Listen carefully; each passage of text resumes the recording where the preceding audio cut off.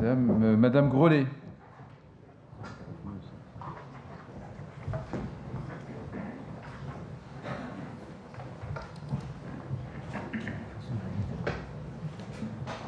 Vous l'avez dit ici même, Monsieur le Président, 2015 sera l'année de tous les dangers. Et je vous répondrai par une autre formule, gouverner, c'est prévoir. Était-il impossible de prévoir la baisse des recettes, dotations et subventions, qui affectent notre budget? Est-ce qu'il n'était pas au contraire très prévisible que nous allions vers de graves difficultés, vu l'empilement des collectivités locales, l'imbrication des compétences, sans compter les incursions hors compétences et l'enchevêtrement des financements? Aujourd'hui, c'est chacun pour soi.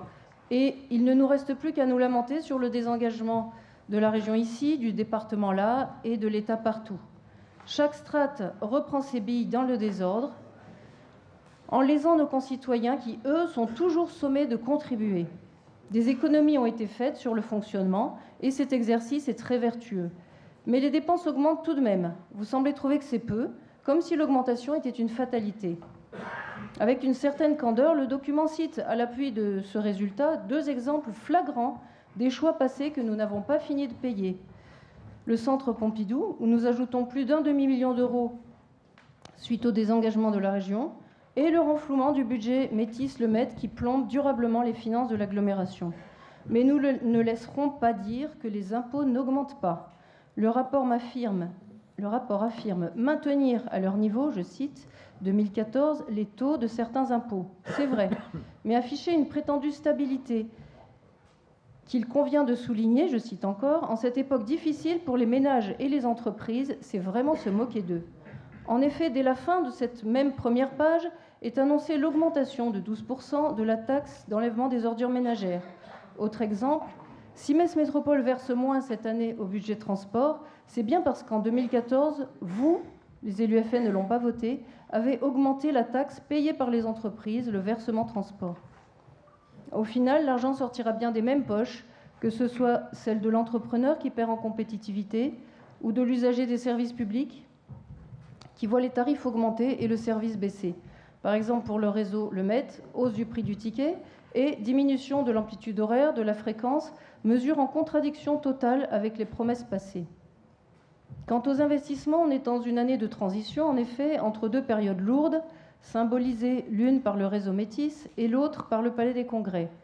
Même si ce n'est pas la sagesse, mais l'impossibilité de continuer cette course folle qui inspire ces choix, nous trouvons très bénéfique de n'inscrire que, si l'on peut dire, les investissements nécessaires pour la sécurité, l'entretien du patrimoine, les investissements générateurs d'économie ou impactant fortement le développement économique. On n'en serait pas arrivé là, à cette année de tous les dangers, si les dirigeants de Metz Métropole avaient toujours appliqué ces priorités budgétaires qui sont le quotidien des communes, des entrepreneurs et des foyers de l'agglomération. Cependant, ce n'est pas un satisfecit que nous délivrons, puisque dès la première page tournée, vous actez la création d'une nouvelle taxe sur les entreprises, la redevance spéciale. J'en viens aux recettes fiscales, plus 5,5%, nous y voilà déjà. Plus 3,5% pour les entreprises. Si les taux ne bougent pas, les bases augmentent, elles, de 2%. Alors avec une exception, la décision d'exonération de CFE, il y a au moins quelques enclaves en France où des contribuables sont heureux. Ce sont les 7 quartiers dits sensibles dans lesquels l'État vient de faire un cadeau de 5 ans de CFE aux entreprises. Un cadeau avec nos recettes donc de la collectivité et qui risque de devenir un cadeau empoisonné si ce dispositif fonctionne bien, ce qui est prévisible, puisque l'État ne compense que sur la base des taux 2014, taux que nous ne souhaitons pas pour autant évidemment voir augmenter. Mais au final, le gouvernement entretient un système qui favorise l'exode fiscal depuis les autres quartiers, comme on l'a déjà constaté avec la désertion du centre-ville par une multitude de cabinets médicaux, de professions libérales et autres, vers la zone franche à la frontière de Borny. C'est le résultat paradoxal de la politique de la ville. Je continue les augmentations, plus 4,3% pour les ménages, en raison notamment de l'harmonisation des abattements sur la taxe d'habitation avec l'ex-Val-Saint-Pierre. J'ai envie de leur dire bienvenue à Metz Métropole. En septembre 2014, on nous présentait cette harmonisation comme neutre, mais il y aura bien des perdants puisque les recettes augmentent. Pour les ménages aussi, les bases augmentent de 2%. Quant à l'enlèvement des ordures ménagères, il connaît 3 flambées.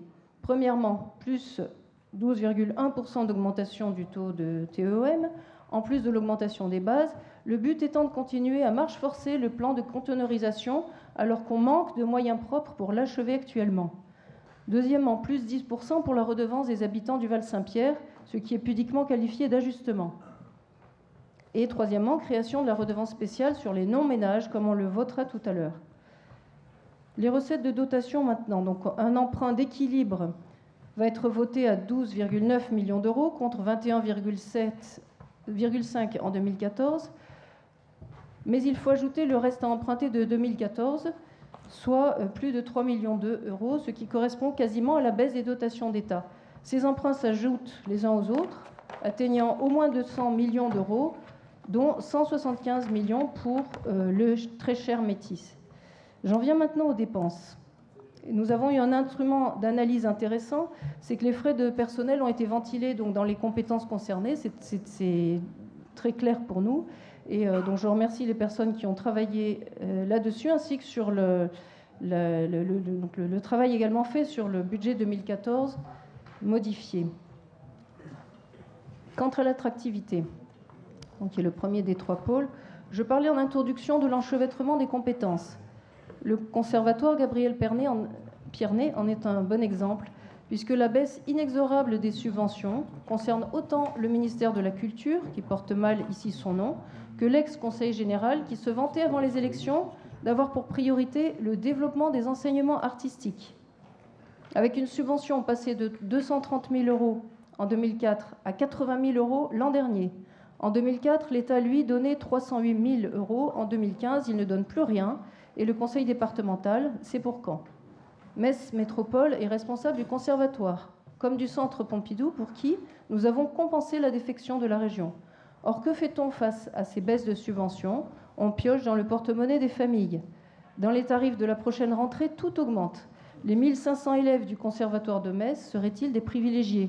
Au contraire, nous croyons fortement que le conservatoire est un des instruments de l'élitisme républicain. Une saine gestion consisterait à stabiliser l'entretien des structures dont nous avons la charge avant d'en créer de nouvelles ou de multiplier l'événementiel. Sur l'opéra-théâtre, les justifications politiques peuvent être paradoxales. On revendique de ne pas imiter la politique de cachet démesuré des opéras voisins, mais par ailleurs, vous savez imiter ces mêmes voisins lorsqu'il s'agit d'augmenter les tarifs, plus 7,5%. Par ailleurs, si certaines décisions menant aux économies sont positives, l'internalisation de la documentation, plus de coproduction, plus de reprises, on ne peut écrire que ces politiques n'affectent en rien la qualité de la programmation, alors qu'il a fallu remodeler le programme en annulant certains spectacles. Pour les musées, même si la mise en réseau est en soi bénéfique, on a l'impression que le centre Pompidou-Metz, par le partenariat avec le musée pour l'exposition actuelle, délocalise les coûts de ces expositions, en plus d'autres sites culturels qui sont, eux, tournés vers l'art contemporain. Pour le centre Pompidou lui-même, qui a déjà été évoqué, j'ai juste un étonnement sur le montant de 200 000 euros provisionnés pour les travaux de gros entretiens, réparations, possibles, c'est au conditionnel, dans les années à venir. Est-ce que ça n'est pas manifestement sous-évalué, notamment pour la toiture? Quant à l'archéologie préventive, le déséquilibre contraignant à subventionner le budget annexe devient inquiétant.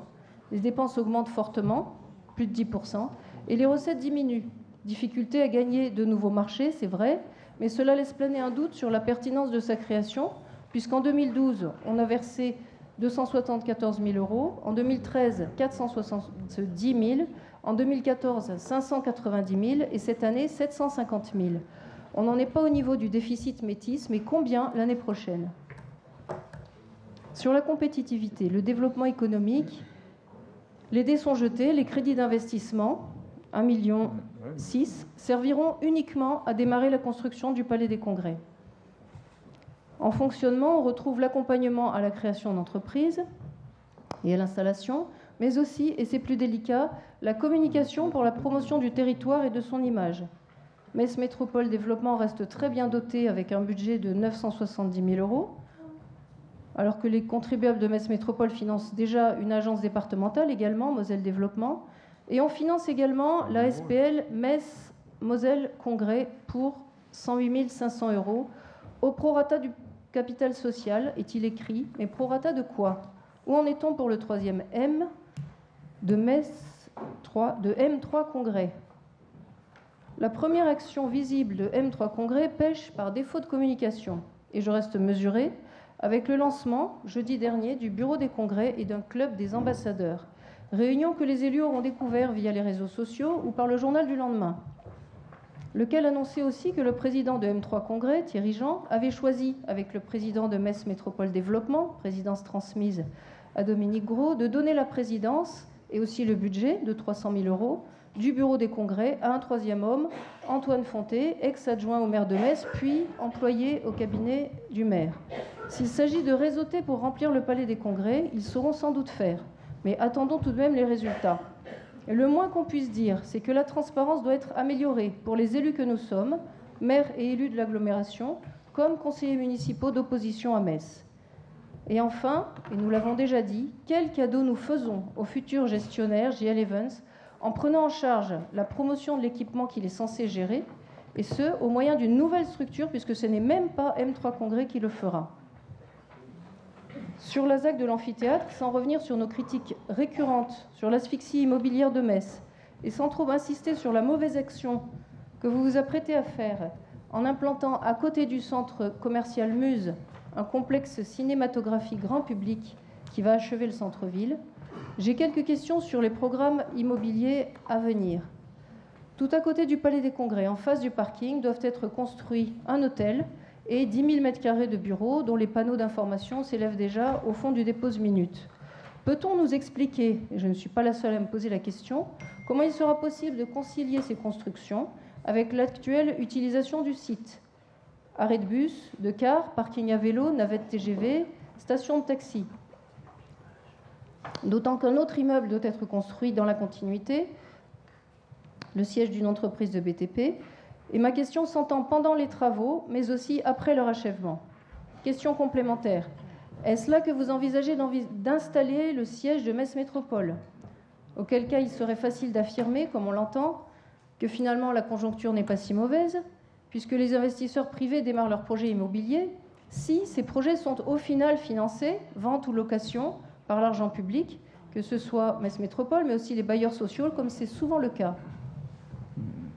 La construction comme alternative au paiement des loyers n'est pas en soi forcément un mauvais calcul, mais quelle idée inopportune de l'évoquer aujourd'hui, en plein marasme budgétaire, 7 ans après la construction du siège loué actuellement, et en surchargeant ce site de l'amphithéâtre.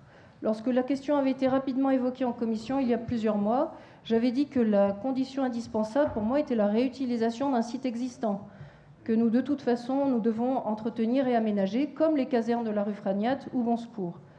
Mais de toute façon, ça n'est pas d'actualité. Nous n'avons pas été les seuls surpris de voir réapparaître ce projet la semaine dernière, au lendemain d'une réunion des élus de l'agglomération sur le thème du PLUI, où, Monsieur le Président, vous aviez dit que nous verrions le lendemain dans le journal que tout ce qu'on y lit n'est pas forcément à prendre comme tel. Il est clair que cette annonce tombait on ne peut plus mal, après une réunion pour le moins houleuse, où votre projet de transférer la compétence urbanisme des municipalités vers la métropole, présenté comme inéluctable, s'est heurté à l'opposition de nombreux maires. La fracture est perceptible entre ceux qui se résignent à une évolution législative qu'ils ne rejettent pas foncièrement finalement, au point de l'anticiper et d'en faire une lecture radicale, et ceux qui refusent le grignotage de leur indépendance et veulent préserver l'art de vivre communal et la proximité attachée à leur fonction de maire. Je vous remercie.